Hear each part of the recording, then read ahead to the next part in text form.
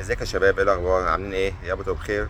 النهارده طبعا طلع اتكلم بخصوص الموضوع بتاع احمد فتوح والمهازل بتاعته، والراجل ده اساسا كمان بص انا مشهور ان هو جايب اخو معايا، لان هو اساسا انا اصلا ما كنتش طايقه. والناس اللي عندي هنا قديمه على الصفحه شايف عارفين الكلام ده كله من ايام. هحكي بالقصص بتاعته من ايام، حتى ما اخر مره ما يجدد انا قلت يا جماعه بلاش نجدد له، ابوس ايديكم ونلبسه النادي الاهلي والكلام ده كله والناس شتمتني من الزمالك وانت لجنه المهم يعني هتكلم في الموضوع ده بعدين. او يعني بس هتكلم بس في موضوع امام الاول، بعد كده نخش على احمد فتوح عشان احمد فتوح ده قصته كبيره معايا. انا بس امام عاشور الناس عماله تقول لك الناس مركزه كلها مع غلطه احمد فتوح وسايبين امام عاشور. امام عاشور يا جماعه ده بصوا يا جماعه ده ما حدش يقدر يتكلم عليه، ده كاسر عين النادي الاهلي الراجل. هتقول لي هو ما كانش مستأذن، هو اساسا النادي الاهلي في تونس وبيعمل معسكر، تمام انا معاك. وبس يعني انت بدل ما انت ان المفروض النادي الاهلي سايبك هنا في مصر عشان تعمل اعاده تاهيل لكتفك وتقعد وتلتزم، سايب كل ده وراح تسهر وتسهر في قعده عندي ليك صور يا حبيب قلبي، انتوا كلكم قاعدين وسط بنات، وسط قعدات فيها حاجات منكر بقى مش هتكلم عليها بقى، سواء بقى شرب او اللازم منه. ما قلتش ان انت بتشرب، انا ما هو كلامي واضح، انت ما بتشربش وانت احمد فتوح، بس القعده اللي انت فيها كان فيها كل المهازل دي. فالله اعلم بقى انت كنت بتعمل ايه بقى، ممكن تكون قاعد بتتفرج بس طبعا. فالمهم يعني ان انت كنت في مكان مشبوه او مكان مش كويس، تمام. وبغباء كنتوا الاثنين، مش مثلا رايحين مثلا مكان مستخبي، لا ده مكان عام يعني كده كده هتتصور وهتتجاب. وانت وكمان انا عندي صور انت متجاب من كذا زاويه، عشان بس في بس اللي هي الصور بتاعت الراجل المصور اللي هي الصور المشهوره دلوقتي المنشوره على النت، لا انا عندي بقى صور خاصه، مش صور بقى متجاب من جوه الحفله نفسها.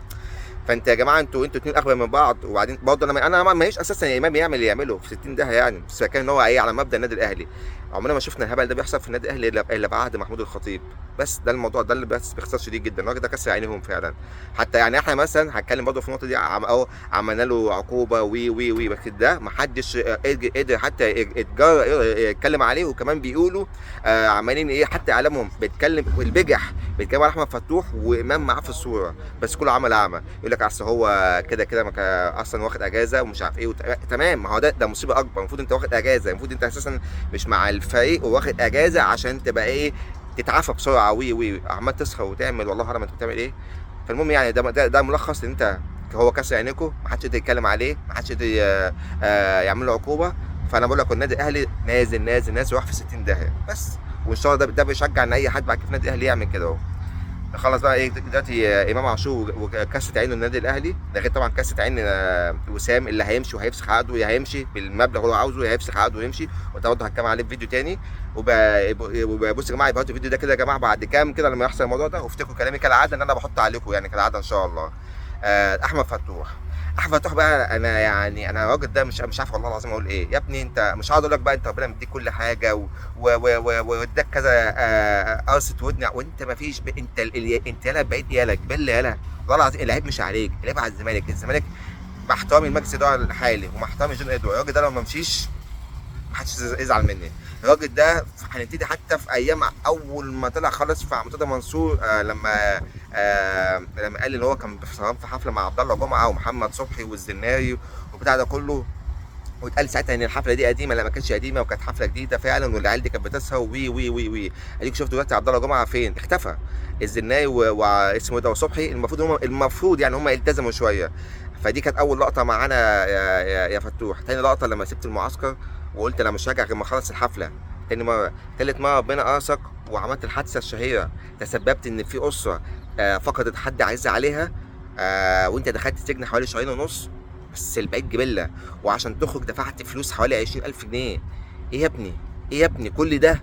كل الحاجات دي بس ايه اللي ظهرت غير البلاوي التانية اللي انا كنت بقول عليها وكنت بتشتم عليها ويتقال عليا يا لجنه يا لجنه، وقلت فتوح بيسهر سهرات حمرا وبيعمل وي ومفيش فايده.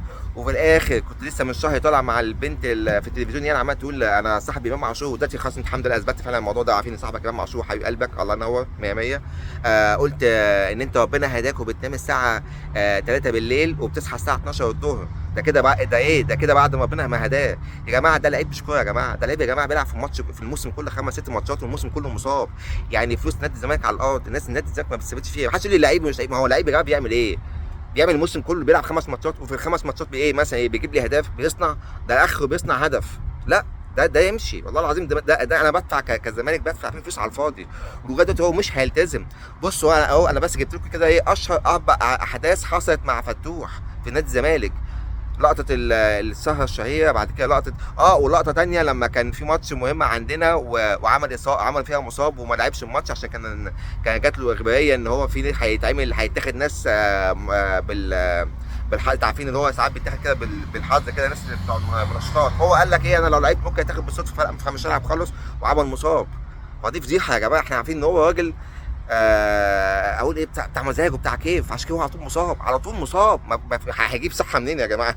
هيجيب صحه لده ولا لده ولا لده ولا للاعب الكوره؟ راجل مش في دماغه. وحتى ستايل لبس وستايل شكله عامل زي العيال الصيع اللي هي ايه، اللي هي شبع من بعد جوع، اللي هي اول ما تمسك فلوس. الراجل ده حتى كمان كان عامل مشكله في المقدم بتاع نادي الزمالك، ان هو كان ماضي على نفسه شيكات عشان الراجل يعني من كتر الحرمان عاوز يجيب عربيه ويجيب شقه، فماضي على نفسه شيكات عشان ان هو كده كده هيسدها لما يجدد، عشان ما كانش عنده مانع ان هو يلعب لبيراميدز ولا يلعب للاهلي. هو لعب للزمالك بس عشان الزمالك، طبعا الزمالك بيدفع له حوالي 20 مليون في السنه، غير طبعا فلوس بياخدها من ممدوح عباس، هو ده اللي خلاه يمضي معانا.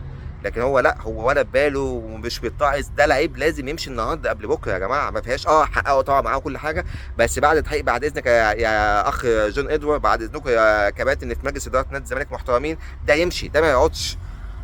حتى عشان انا بقول لكم يا عم هو جامد فشخ، بيقعد، بيعمل ايه؟ بيلعب 5 ماتشات في الموسم، هو ده اللي انتوا عاوزينه يعني حتى بقى قاعدين لاعب زفت اخلاقه وتاريخه كله زفت. ده عنده 27 سنه ومفيش شوف لعب كام ماتش، ما جابش حتى 100 ماتش مع نادي الزمالك، مفيش، ضايع على طول. يا جماعه انتوا متخيلين يا جماعه لاعب عنده 27 سنه وداخل في 28 سنه ما جابش 100 ماتش مع فرقه؟ ايه القرف ده؟ ايه ده؟ مفيش خالص، مفيش. ده هنا في خلل، هنا عنده خلاص، يمشي بقى خلاص. بعدين بالعكس كمان، ده انت كل ما بتكبر كل ما اصاباتك هتزيد اكتر، كل ما العضله ما بتبقاش فريش زي الاول. فده بالعكس، ده بيكبر، بيتنيل اكتر، بيشرب ايه، ما في يعني اديك شفته. ما كانش بيشرب في الحفل، ما كانش بس ما فيش يعني القعده بقى نفسها. يعني بعدين بقى يا عم احمد فتوح، انت مخك عامل ازاي؟ راح بتقول لهم انا عمي كده، راح تحضر حفله. طب احضر حفله في الخباثه كده، راح تحضر حفله الناس كلها اللي معاها 50 موبايل، كل واحد معاه موبايل وهيصور وهتتجاب كده يعني كده كنت هتتجاب. وزي ما قلت لك انا عندي ليك صور من كذا من كذا حد مختلف ومن زوايا مختلفه. فانت متوقع ايه يا ابني؟ والله العظيم انا مش فاهم انت بتفكر ازاي يعني. انا والله العظيم وبسبب هيتحفل علينا وي بس ايا كان مش مشكله، احنا اللي نستاهل اي تحفيل بسبب ان احنا عندنا لعيب زفت زيك. والله العظيم لعيب ما فيش، راح في 60 داهيه ومش بيتعظ ومش بيتعلم. ده لازم يتباع يا جماعه النهارده بكره. انا بس حبيت اقول الكلمتين دول على امام عاشور اللي كاس عين النادي الاهلي، وعلى وسام اللي كاس عين النادي الاهلي ولسه هيتباع زي ما هو عاوز، او هيفسخ عقده من طرف واحد. او احمد فتوح اللي انا دلوقتي اتكلمت عليه، اللي هو لعيب لا يصلح يلعب في مثلا في كوم حماده، حتى مش في اي نادي. ده يقعد بقى كده بالكيف بتاعه بحاجاته بسلطاته بابا غنوجه كده يتبسط. ده خلاص، ده ما فيش، ده سلاسل ونسيان. لا شغل العيال بقى اللي هم ايه ده، ايه القرف ده يا عم؟ برضه براحته كل حاجه، بس العب يا عم وين في الماتش. انت حتى ما بتلعبش معانا، ما بتأديش، مش مفيد.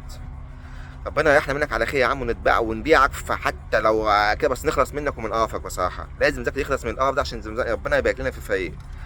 وبقولها تاني وتالت اهو، النادي الاهلي هتشوفوا اللي هيحصل فيه السنه الجايه. واديك شفتوا لاعب اهو بيدافعوا عنه، بيعمل مصيبه. احنا وصلناهم يا جماعه من كتر ما احنا جنناهم.